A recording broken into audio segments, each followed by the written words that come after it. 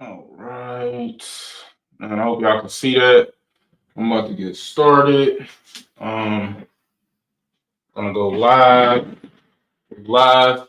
We are teaching today. We're talking about attachment styles, and just all of those different things. So hopefully y'all can see me okay. Yeah, I hope y'all can see me okay. I gotta get a little marker real quick so that I'll be able to write some stuff down. So let me put this in my pocket.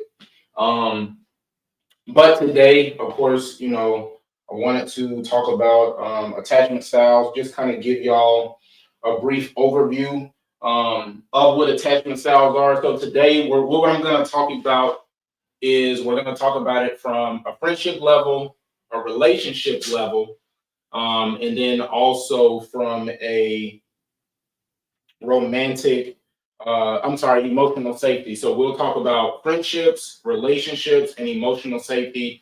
And then if there's any questions or anything that anybody has, I'll be more than happy to answer that. We can talk about that. I'm gonna try to sit down so y'all could, y'all still can see. All right, so that's how we're gonna do it. All right. So I'm sorry if stuff is all over the place. Let me make sure we good here. Make sure we good there with the lighting and whatnot. All right. All right. So hopefully y'all can see this. I know my handwriting probably messy. But again, I hope y'all can see that. So I want to talk about today. I've been studying about attachment styles. I've been going through this certification to talk about attachment theory and all of those different things. And so I just wanted to come on, share this with you all. We're going to talk about them as a whole, just an overall overview today. And then for the next 4 weeks, we're going to talk about the individual attachments by themselves. And so that's what we're gonna do. I appreciate y'all being here with me, man. I appreciate y'all rocking with your boy, and whatnot. And so, yeah, man, I just wanna serve, man, and make the world a better place. And like I always say, my team always tell me that they appreciate me showing up, and people appreciate me showing up. So I'm gonna, make sure that I do that. So let's get into it. And of course, again, we're going to talk about attachment styles from a friendship level, a relationship level, and then also emotional safety. And so I want to give just a brief overview of what attachment styles are for my people that don't know what attachment styles are. So I just kind of want to give you a brief overview of that. So let me give this to you all real quick. All right. So attachment styles describe subconscious patterns in relationships developed in childhood that dictate how we seek intimacy, handle closeness, primarily falling into four types, right? So you have the secure, you have the anxious, you have the dismissive, and you have the FA, which is the fearful and avoidant. Um, and so I'm going to talk about, like I said, I'm going to give you all an overall overview of each one of these. And then each week, for the next 4 weeks, we're going to talk about each one individually, what that looks like. I'm going to give you all some tools on how, that can show up for you. And then also give you some tools for some of you all. You may be anxious, you may be dismissive, you may be fearful or avoidant. It may not be you. But you may have recognized this in some of your relationships or just friendships or people that you're dealing with, all right? So first we have the secure attachment. With the secure attachment, the secure person, they avoid emotional inconsistency and self-betrayal most consistently, right? So their core beliefs, what their core beliefs are, I'm worthy of love and others are generally reliable. So what that looks like is that they're very secure in who they are. They don't have a problem with spending time by themselves. They don't believe or think that their worth is decreased or attached to somebody else or different things like that. And again, they believe that they're worthy of love. And others are generally reliable. So they believe that other people are reliable based off of how people have showed up for them consistently and different things like that. A way that, excuse me, a way that it shows up, how it shows up in a secure attachment is communicates needs clearly, tolerates conflict, doesn't abandon self to keep connection. Has anybody ever gone through something before where you've abandoned your needs just to keep the relationship or just to keep that other person happy, right? Like you abandon your own needs. You know your needs are not being met, and you know that this person isn't meeting your needs, right? And so when you have a secure attachment, you don't abandon yourself just to keep the connection, whether it's romantic, whether it's friendship, whatever the case may be. The origin and nuance when it comes to a secure attachment is that they grew up with mostly consistent. I'm gonna say it one more time for my people in the back. They grew up with mostly consistent and responsive caregiving. So they had someone, right? Like for my people, right? Like for my people that are secure attachments, their parents or caregiver or whoever it was, they showed up for them consistently, right?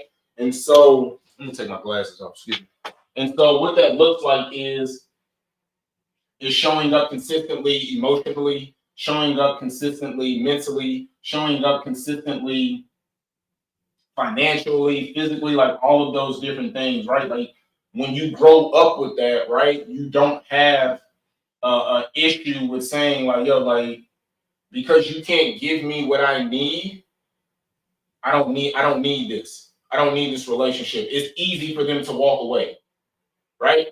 So that's what that looks like. And then just down there at the bottom, secure doesn't mean perfect because I don't want anybody to think that when I'm talking about the secure attachment that I'm saying like, oh, it means that this person is perfect because that's not the case. Nobody's perfect, right? So understanding that, right? Secure doesn't mean perfect. It means repair happens and trust can be built. Has anybody ever experienced something before where someone has broke your trust and because, how can I say this? They broke your trust, but because you were so secure in who you are, that one, they took accountability and changed the behavior, right? Like I believe that you can give people second chances as long as they take responsibility and accountability for the part that they played in the equation. And so with that, right, secure doesn't mean perfect. It means repair happens and trust can be built. All right. So that's what a secure attachment is. Let me give you all some. Let's see. Let me give you some examples when it comes to friendships for secure attachment. If plans change, they're disappointed, but they don't spiral or shut down. They ask what's going on instead of assuming rejection. That's for a friendship when it comes to a secure attachment. Romantic relationships, they can say that hurt me without turning it into a fight or a threat to leave. Okay. Emotional safety, when it comes to a secure attachment, it says they don't stay quiet to keep the peace and they don't disappear to avoid discomfort. That's good. All right. So let's go with the number two. We're going to go with the anxious attachment style. So I want to talk about this one here. This one here is really, really important. I've had women that I've dated that were anxious attachment styles. So I'm very familiar with, you know, the anxious attachment as well as the DA, which is dismissive avoidant. And so I'm very familiar with those things as well. But I wanted to talk about the anxious attachment. And so with the anxious attachment, a person that's very anxious, they avoid emotional inconsistency by self-betrayal. So they betray themselves a lot. They have a lot of conversations with themselves and different things like that. And they avoid inconsistency by self-betrayal. Their core belief when it comes to an anxious attachment style. Connection is fragile. You ever had someone that has an anxious attachment style and their connection, like literally, like 1 minute everything can be good, and then within the next 5 to 10 minutes, there's an issue or a problem about something? Y'all ever experienced that before? You ever had, or do you know someone like that? Right? So their connection is fragile. I must work to keep people close. One of their biggest fears is abandonment. So fear of abandonment drives behavior. I remember I used to date a woman that was anxious, and if I didn't text back within a certain amount of time, it could be like 10 minutes, 15 minutes, right? Oh man, like she was, when I say unraveling, like, why are you not texting me back? What's going on? What's the issue? Like, all of those different things. And I understood why, right? Because she dealt with the loss of a person. So I can understand, like, I understand why you are feeling like this, right? Like if I don't respond back within an extended period of time, then you get triggered and you think that, oh my God, like I lost this person, something happened, or whatever the case may be. So I had to learn how to do a better job at communicating, and I had to over communicate sometimes, which is unfortunate because sometimes over communicating can be a form of begging, which that's a whole nother conversation for another day when it comes to communication, and I'll talk about that later. When it comes to anxious and how it shows up, so here, overgiving, people pleasing, hyper vigilant, all right? Hypervigilance to tone and distance. They don't like distance. They don't like people that give them the cold shoulder and different things like that, right? Like they're not with that. They're not for that. But the crazy thing about it is that when you get a person that deals with an anxious attachment style, they will give distance, right? Now they don't like when you give them distance, but they'll give you distance when they're triggered. All right. Origin. I'm sorry. Hold on one second, y'all. Let me say this right here. So for how it shows up right here in the bottom, if y'all see, it says emotional safety depends on reassurance. So if you've ever had a person, and again, I'm only speaking from my experiences and what I have gone through, but I had I dated a person that had a anxious attachment style, and she always wanted me to give her reassurance. Like, she would say her happiness. No, she ain't never say that. Let me take that back. So emotional safety depends on reassurance. Like, she always asked me, like, do you like me? Do you like my body? What do you think of me? Like, I always got those questions, like, all the time. And sometimes it was frustrating. Sometimes it was agitating. Sometimes it was annoying. Sometimes. And so with that, like, understanding that, like, it's unfortunate.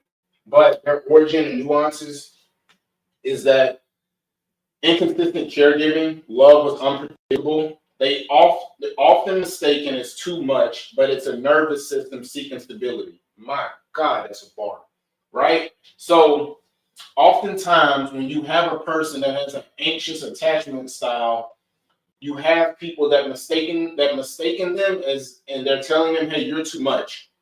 You're too much. You're asking me for too much. You're doing too much. Like, you're like, why are you acting like this? When in actuality, it's their nervous system seeking stability. They need stability. They need the reassurance. They need someone to love on them, to create emotional safety and different things like that. So that's one of the things when it comes to our anxious attachment style. And then what that looks like when it comes to friendships, relationships, and emotional safety, when it comes to an anxious attachment style, what that looks like is in friendships, you notice who watched your story but didn't text back, and it changes your mood. I know I'm at somebody's front door right now. I already know. Y'all ain't even gotta tell me. I know I'm at somebody's front door right now. Has anybody ever experienced that before? Like you text one of your friends, but then you see them posting on social media, and then it changes your mood. Come on, man. Y'all talk to me, man. Come on. I thought we was being honest and transparent with one another. Is that not what we doing? I thought that's what we was doing. So that's good, man. That's good. That's good. That's good. All right. So let's see here. What else we got? I wanna make sure that we are. Let me see here. What she said? You need to be in the pit and talk to us. We want to see you too. Oh, I got you, mom. I got you. I'm trying to do what I can. I know it's a little struggle, but we making it happen. We making it do what it do.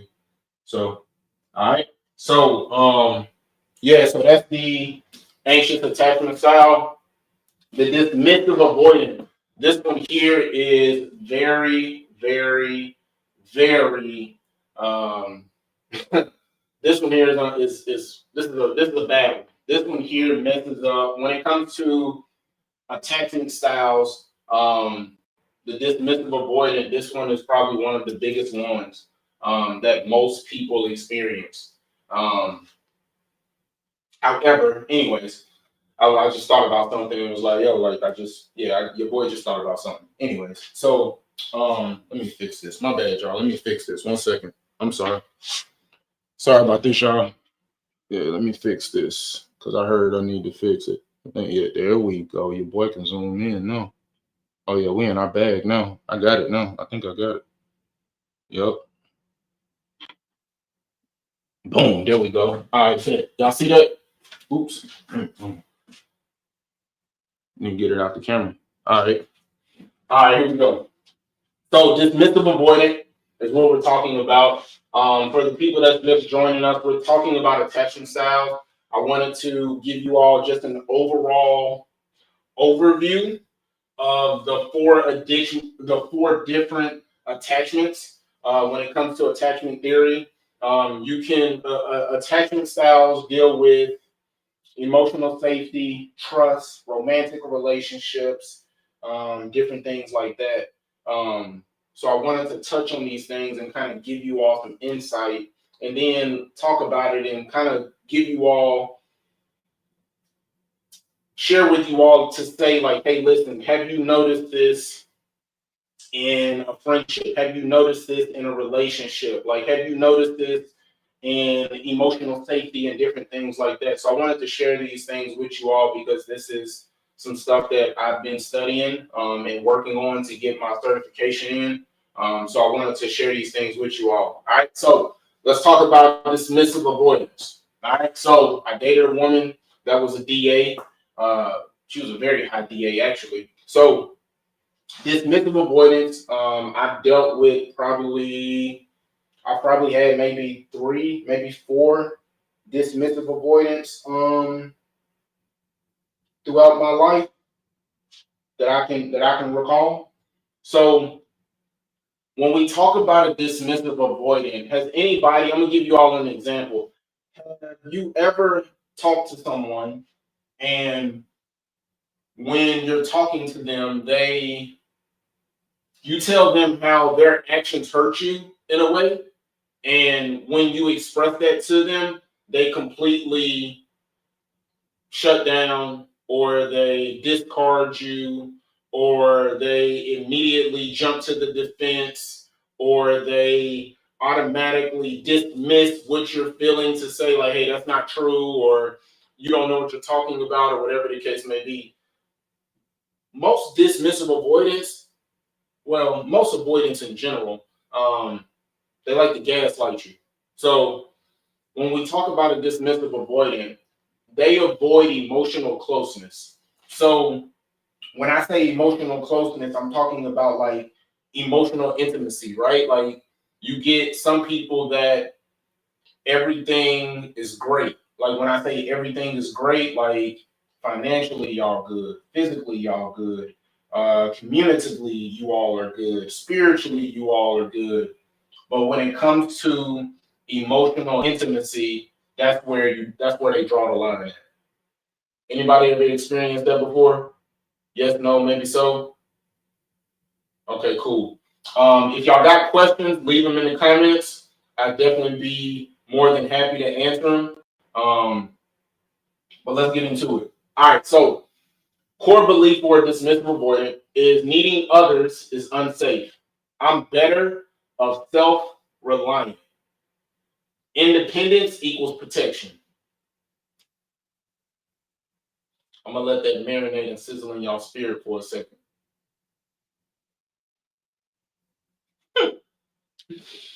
Independence equals protection. How does it show up? It shows up by doing emotional distancing, minimizing needs, shutting down during conflict. For them, safety equals space, not closeness.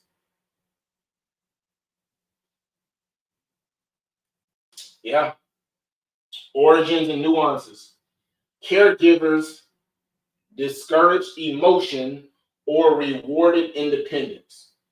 Avoidant, a dismissive avoidant isn't the lack of care. Closeness activates threat. So I remember I dated a woman that was a dismissive avoidant, and her words, not mine. I remember her telling me like, "Yo, everything is good with us, Logan. Everything is great, but the emotional side of things." And so for me, I was like, okay, well, let's figure it out. What's up? Let's talk about it. You know what I'm saying? And she would say things like, "Oh, I don't know if I can give you that." Different things like that. She would also, try to gaslight. She also told me that omitting wasn't lying. Um, there's a multitude of different things when I play conversations back in my head. I think about like, okay, like what else? But those red flags were there the whole time. Um, but it's just unfortunate. You know what I'm saying? I didn't see them until after the fact. And once I realized them and seen them, I was like, oh, okay, cool. I'm out. I gotta go. I'll see y'all later. Peace. I'm out. So also had to tell, what I'm saying, the avoidant that I dated, I also had to tell her like, yo, just because you can't give me what I need doesn't decrease my worth or my value. It don't. It shows who you are as a human being, and it shows who you are and the capacity that you have. Because I showed up 100% authentically myself, right? Loving, caring, protecting, flirting, like all of that type of stuff, right? Like I showed up 100% myself, but this person decided not to do that, right? Because again, closeness activates threat. So they don't want you to be close, right? They don't want to be close to you, which is unfortunate because it's like, yo, like, how do you get to know somebody without trying to be close to them? If I can't be close to you, that's not emotional intimacy. That's surface, and you calling it substance. My God, that's the bar, man. Listen, let's come on.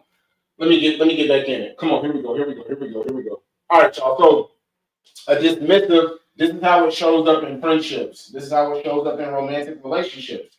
And then I'm gonna tell you all emotional safety. All right, so friendships, you're the one people say is hard to read or never ask for help during hard times. The reason why that is because there was a moment in time where they needed someone to show up for them, right? And this person, whether it's a caregiver, guardian, whoever the case may be, they didn't show up for them. So you get people that are dismissive avoidance, right? And they're hyper independent. Romantic relationships. When someone gets emotionally close, they suddenly feel suffocated or start finding reasons they're not right for you or they're not right for the relationship. So what they like to do is that they will discard you. When you deal with an avoidant, they will discard you. They will ghost you. And then they'll say things like, hey, it's me, it's not you. They'll also say things like, hey, like, you're not asking for too much, and you ask for examples and they can't give them to you, right? Like I remember I dated a dismissive avoidant, and she told me, hey, listen, you're not asking for too much. And I was like, okay, cool. And then when we had some conflict, it was, you're not asking for too much, you're asking for something that's outside of the norm. So in actuality, you're telling me that I'm asking for too much. It's crazy. Right? Dismissive avoidance, they're very meticulous with their words and how they communicate. So again, they don't like closeness. They see closeness as a threat. So you'll get dismissive avoidance that will be in relationships and they can deal with people mistreating them, cheating on them, and all of those different things. But as long as you don't give me any type of emotional closeness, like as long as you don't ask that from me, I'll be in this relationship with you until God come back. And it's unfortunate that they see it like that. Emotional safety for dismissive avoidant. They convince themselves that they're fine alone, but feel irritated when others expect emotional access. Yep. Yep. So that is a DA, that is a dismissive avoidant. I want to talk about the FA, which is a fearful avoidant. And we trying to get this thing popping and get it all together, because I definitely want to talk about that with y'all, because this one, that dismissive avoidant, that fearful avoidant, that's a good one right there. That's a really, really good one. I like the dismissive avoidant. I like that one a lot. So let's get into it, because I used to be a fearful avoidant, and being a fearful avoidant, like that came from just the trauma that I experienced as an adolescent, and different things like that, which is unfortunate, but things happen. So I want to share that with you all. We're gonna get into that. I want to talk about that. Let's see here. Do we got any other? Questions? Anybody got any questions or anything? No. Okay, cool. Let's look what we got over here. Let me see. What we got over here. Any questions or anything? I don't think so. I don't think we got no questions. But all right, y'all, let's go ahead and let's finish up. How do you feel about therapy? I love therapy. Therapy and couples therapy. If you get someone that's completely open to wanting to make the necessary changes, it can really change the trajectory of your relationship if you get someone that's willing to do the work. I think that's the biggest thing, is trying to get someone that wants to do the work, because you get most people that don't want to do the work. They just want you to already be perfect, which is unfortunate, but hey, that's just how some people are, unfortunately, right? So, all right, let's finish up here, y'all. Sorry, man, I'm all over the place at the moment, and my lens look dirty. Excuse me, y'all. Sorry about this. All right. All right, y'all. Let's finish up. All right. So let's talk about the fearful avoidant. Let me put my glasses back on, because I really want y'all to. Your boy been over here. I've been over here studying and working, man. So um, let's finish it up. All right. So we're gonna talk about the FA. The FA is a fearful avoidant. I used to be a fearful avoidant. A lot of people don't know that. But I used to be a fearful avoidant.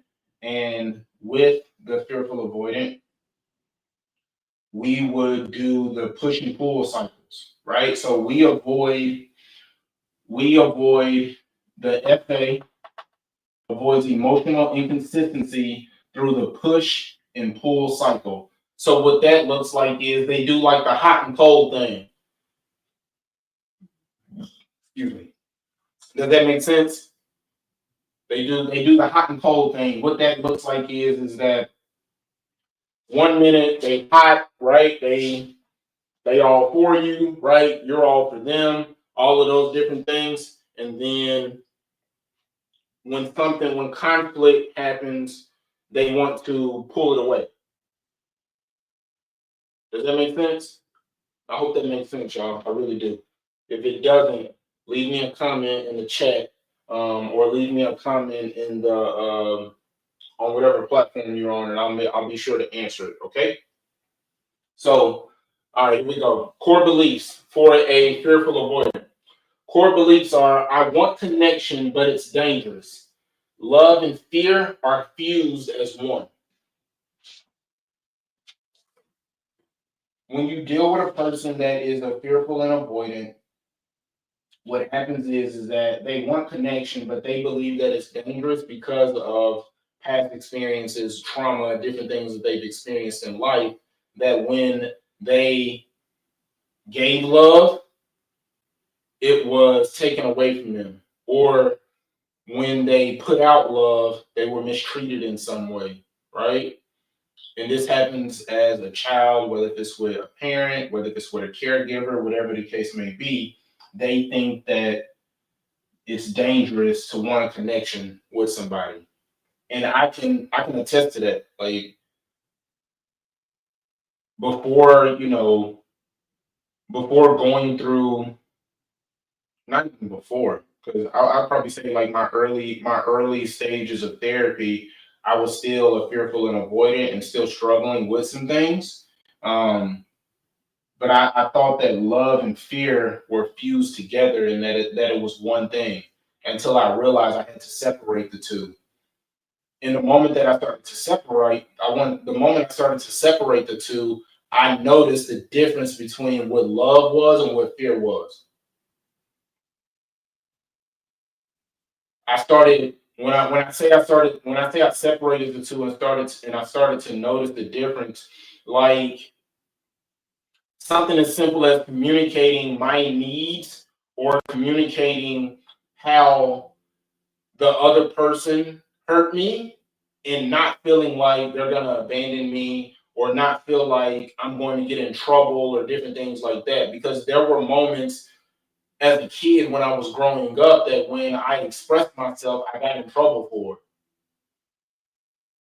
just for expressing myself, right? So that's one of the core beliefs. Now, how it shows up: intense bonding followed by withdrawal, confusion, mistrust of self and others, right? So when it comes to a fearful avoidant, how it shows up in some instances, not all, but in some instances, um, intense bonding followed by withdrawal, confusion, mistrust of self and others.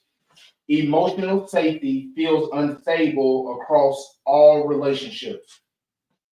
Like, I'm gonna keep it a buck with y'all. Like, I was toxic, and if I didn't have any type of toxicity in my life, I thought that my life was boring. Yeah, like I thought that boring was lame. I thought that boring meant that you wasn't cool. I thought that boring meant that, yo, you don't have no love life. You don't have any real excitement in your life, right? So for me, when I used to be a fearful avoidant, I was very toxic. And with that, it was because emotional safety, it felt unstable. Yep, it felt unstable.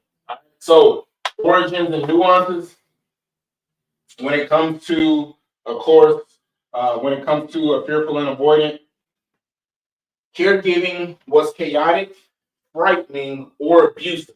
I did get abused a lot. I did.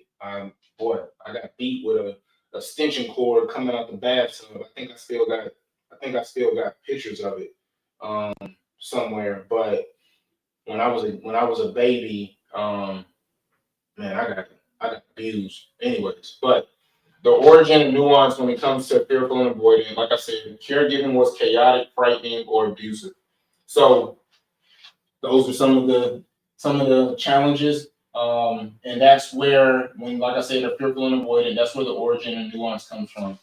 Also, when it comes to a fearful and avoidant, strongly linked to unresolved trauma.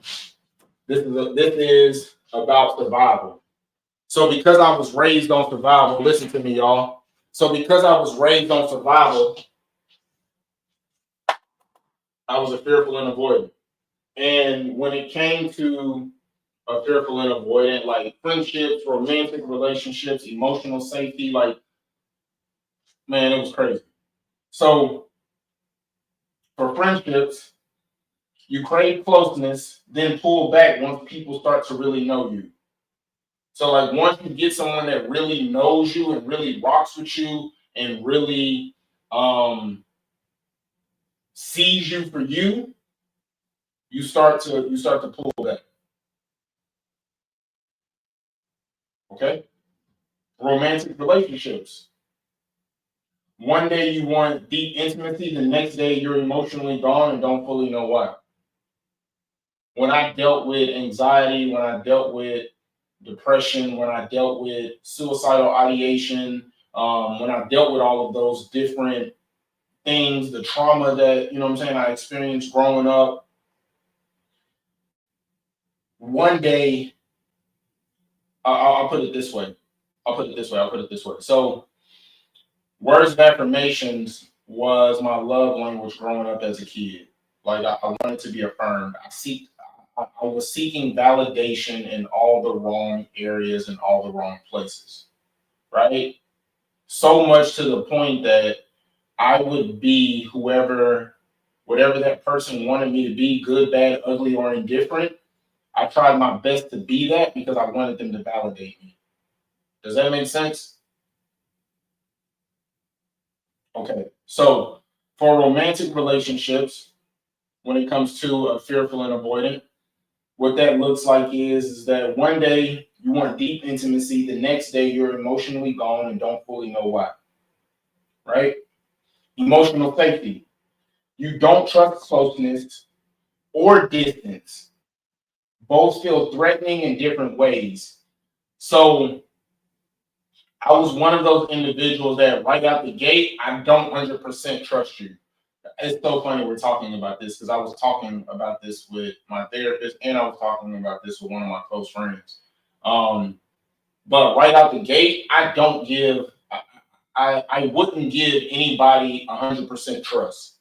Again, I was a fearful avoidant. I'm a secure attachment now, but I used to be a fearful avoidant. And I'll probably post them on our platforms so that way y'all can see. And I'll also give you all the link to the test that you all can take so you can know about the different attachment styles and to also see what type of attachment style you are. It doesn't hurt. It doesn't hurt to know, right? So when what was I talking about? Oh, okay, I know what I was talking about. So I wouldn't give people 100% trust right out the gate because I automatically thought that, yo, you gonna burn me. You ain't gonna be here for me. You're not gonna rock with me. You know what I'm saying? Like all of those different things. Like I would just automatically just do people like that. Like I would rob people of the choice to be there for me or to support me or to love me and different things like that. Does that make sense? All right. So emotional safety, when it comes to a fearful and avoidant, is you don't trust closeness or distance. Both feel threatening in different ways. All right. And then what I also want to say before we get up out of here, because we're getting ready to wrap it up, we got about 4 minutes. Um, your attachment style isn't how you love when things are good. Because when things are good and things are great, you're not, how can I say this? When things are good, sometimes you meet people's representative. When things are bad, that's who that person really is. So what I'm saying is that your attachment style isn't how you love when things are good. It's how you protect yourself when things feel uncertain. So when everything is good, right? You, how can I say this? When everything is good, You don't know when everything is good. You don't know if you when everything is good. You don't know you don't know how you all handle conflict. Like you don't see that, right? You get some people that they shut down when there's conflict. You get some people that they go ghost when there's conflict. You get some people that they dismiss, manipulate, gaslight you, right? They ignore you, all of those different things. They give you the cold shoulder. Like I was like that, right? Like they do those different things when it comes to emotional intimacy. Um, but this is just some of the things, man. I just wanted to show you all an overview. These are the 4 attachment styles. And again, next week, next Thursday at 7 p.m. Central Time, we're going to dive in deeper. I think I'm going to start with the fearful avoidant first and then work my way back to secure. So I want y'all to be prepared, man. Again, I am going to send you all a link to the test. I will put it in the comments. I'll put it in the chat.